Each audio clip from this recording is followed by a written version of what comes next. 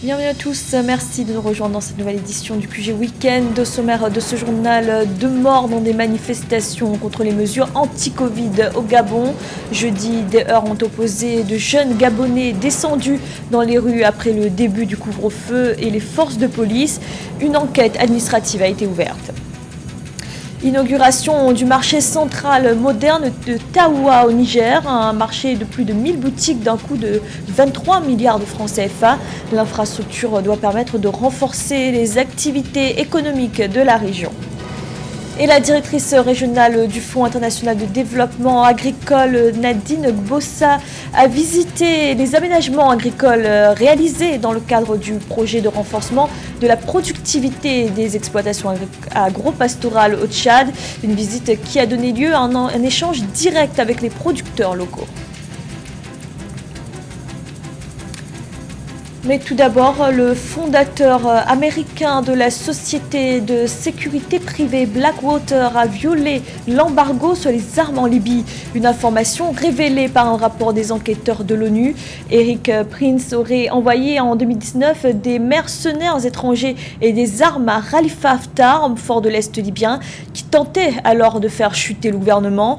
Toujours d'après ce rapport, cette opération de 80 millions de dollars prévoyait également la formation d'un commando pour tuer de hauts responsables libyens. Ces révélations pourraient amener à des sanctions à l'encontre d'Eric Prince, dont une interdiction de voyager. Au Gabon, 2 personnes sont mortes jeudi lors de manifestations contre les mesures prises dans le cadre de la lutte contre le coronavirus. La police et le parquet les accusent d'avoir violé le couvre-feu. Depuis 3 jours, des Gabonais participaient à un concert de casseroles pour réclamer l'allègement des mesures anti-Covid. Mais jeudi, certains seraient sortis dans la rue, amenant à l'intervention des forces de police. Les victimes seraient 2 jeunes hommes, dont un étudiant de l'université de Libreville. Écoutez la réaction de Laurence Dong, présidente de Debout Peuple Libre. Le peuple gabonais a décidé de manifester son mécontentement contre les mesures de restriction prises par le gouvernement dans le cadre de la lutte contre la Covid-19. Et donc, suite aux dernières mesures du gouvernement annoncées le 13 février dernier, les populations ont décidé, un mot d'ordre a été lancé sur les réseaux sociaux pour qu'un concert de casseroles soit organisé tous les soirs de 20h à 20h05. Et la première soirée, c'était le mercredi 17 février. Et tout se passait bien, il n'y a eu aucun problème. Le jeudi 18, pareil, les populations ont manifesté. Elles devaient rester chez elles, c'était le mot d'ordre. Mais des jeunes, excédés par la situation, sont descendus dans la rue en frappant dans leurs casseroles. Et comme à leur habitude, les forces de l'ordre ont ouvert le feu sur les manifestants. Et 2 jeunes gens ont été tués. Gilda Siloko, qui était un père de famille, et Eman Jenki Derrick, qui était un étudiant en géographie, sont tombés donc sous les balles des forces de l'ordre gabonaises qui, comme à leur habitude, répriment toutes les manifestations. Et donc la colère plutôt que d'éteindre le mouvement, cela a fait croître la colère des populations, et donc le concert des casseroles continue jusqu'à pas seulement la levée des restrictions, mais que pour une fois le gouvernement, ce régime entende le cri du peuple gabonais. Dans l'actualité également, les Nigériens votent ce dimanche pour le second tour de l'élection présidentielle. Près de 7 millions d'électeurs sont appelés aux urnes. Un second tour qui oppose Mohamed Bazoum, dauphin du président sortant, candidat du parti au pouvoir, le PNDS Taraya, et Mahaman Ousmane, ancien chef de l'État de 1993 à 1996, leader du parti nigérien pour la démocratie et le socialisme, le RDE Tchandji. Cette élection marque la première transition démocratique dans le pays depuis son accession à l'indépendance. Et le président sortant, Mahamadou Issoufou, achève lui son mandat sur la concrétisation d'une promesse de son programme. Le chef de l'État a inauguré vendredi le marché central de Taoua, une infrastructure avec 1317 boutiques. Après l'incendie qui avait ravagé l'ancien marché, le président nigérien avait en effet promis aux populations un nouveau marché plus moderne. Reportage de notre correspondant Sadouez Mokhtar. La ville de Tawa, à 600 km au nord-est de Niamey, la capitale nigérienne, dotée d'un marché moderne. Construit sur 3,49 hectares, ce marché qui a coûté près de 20 milliards de francs CFA sur le budget de l'État a été inauguré par le président de la République, Issoufou Mahamadou. Situé sur le site de l'ancien marché, au centre de la ville de Tawa, le nouveau complexe commercial remplace ainsi l'ancien marché qui datait des années 1940 et ne répondait plus aux normes d'une ville en plein développement. Le marché moderne de Tawa qu'on vient d'inaugurer, comme vous le savez, est le troisième marché moderne après celui de Maradi et de Zender. Cela est, je crois, un témoin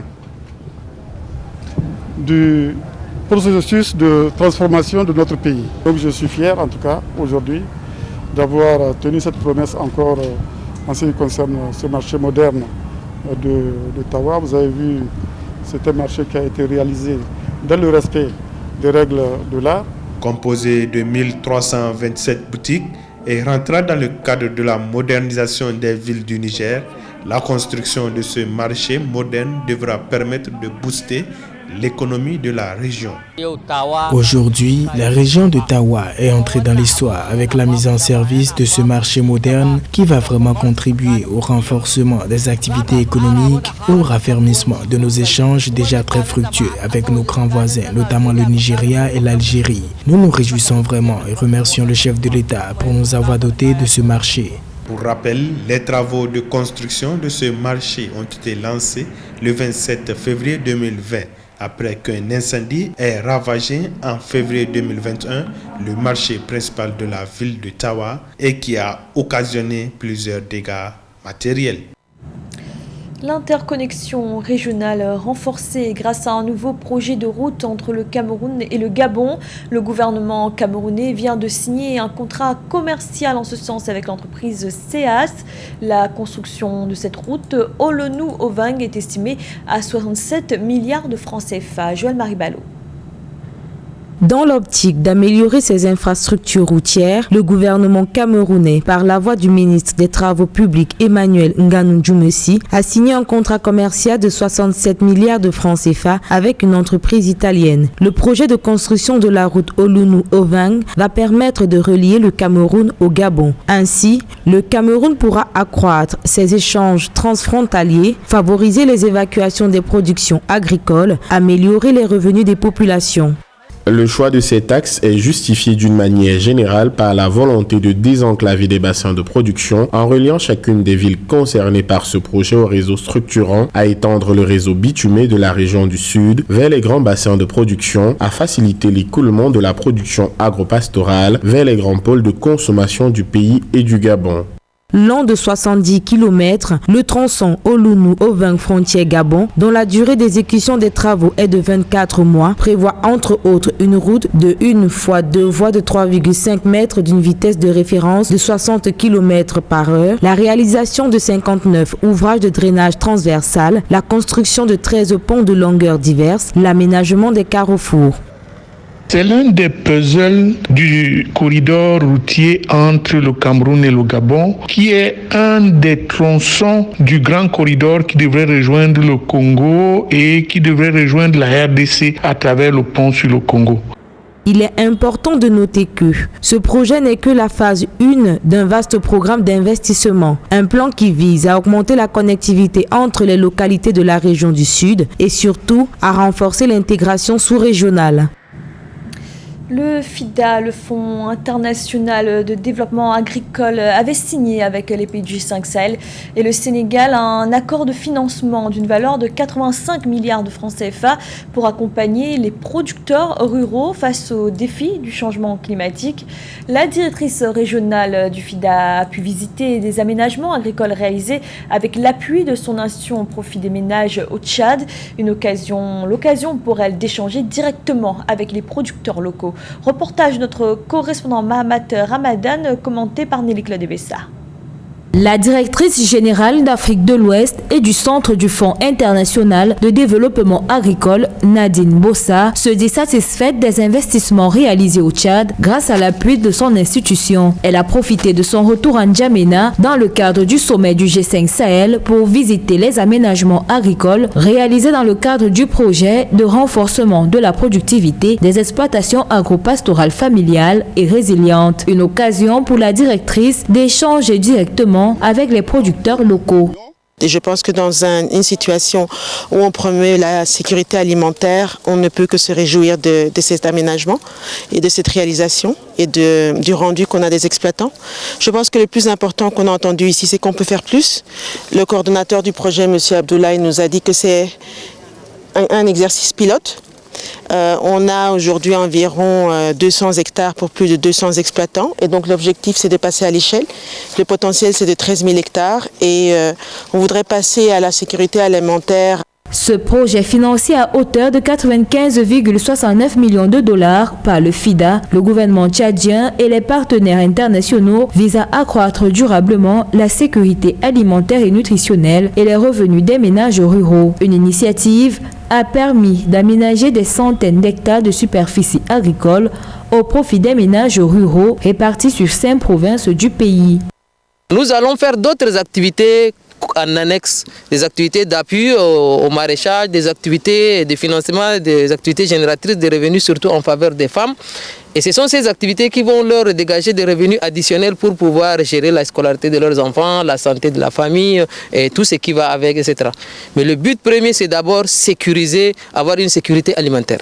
Et c'est le supplément, l'excédent là qui va être mis dans les banques de soudure. Maintenant, une fois que la période de soudure est assurée, l'excédent va être commercialisé. En marge du sommet des chefs d'État du G5 Sahel qui s'est tenu du 13 au 16 février 2021 à N'Djamena, le Fonds international de développement agricole a signé avec les pays du G5 Sahel et le Sénégal un accord de financement d'une valeur de 85 milliards de francs CFA. Objectif, appuyer les producteurs locaux de la région face au changement climatique.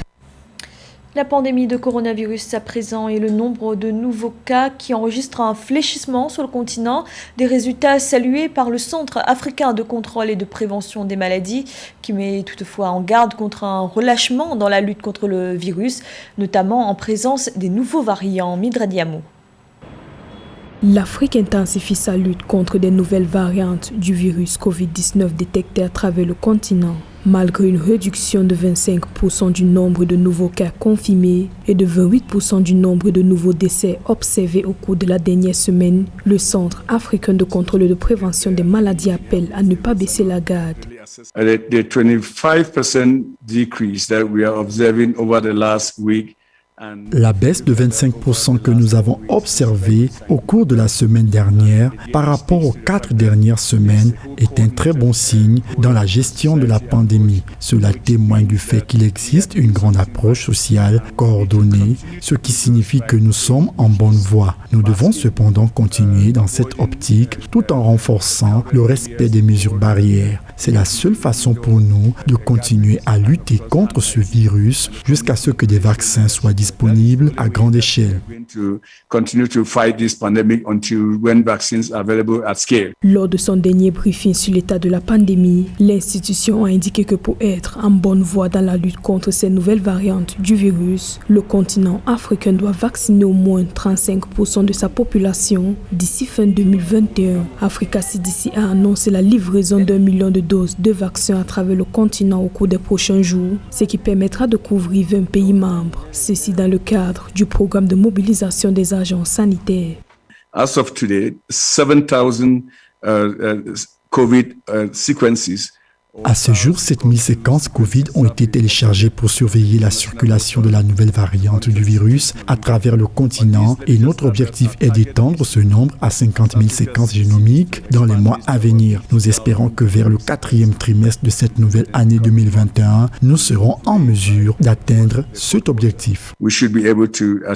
Africa CDC appelle à intensifier le respect des règles d'hygiène, surtout avec l'augmentation des cas de contamination et de décès dus au virus. virus Ebola en République démocratique du Congo et en Guinée. À ce jour, l'Afrique compte 3,7 millions de cas confirmés, 3,3 millions de guérisons et 99 000 décès selon les chiffres officiels de Africa CDC.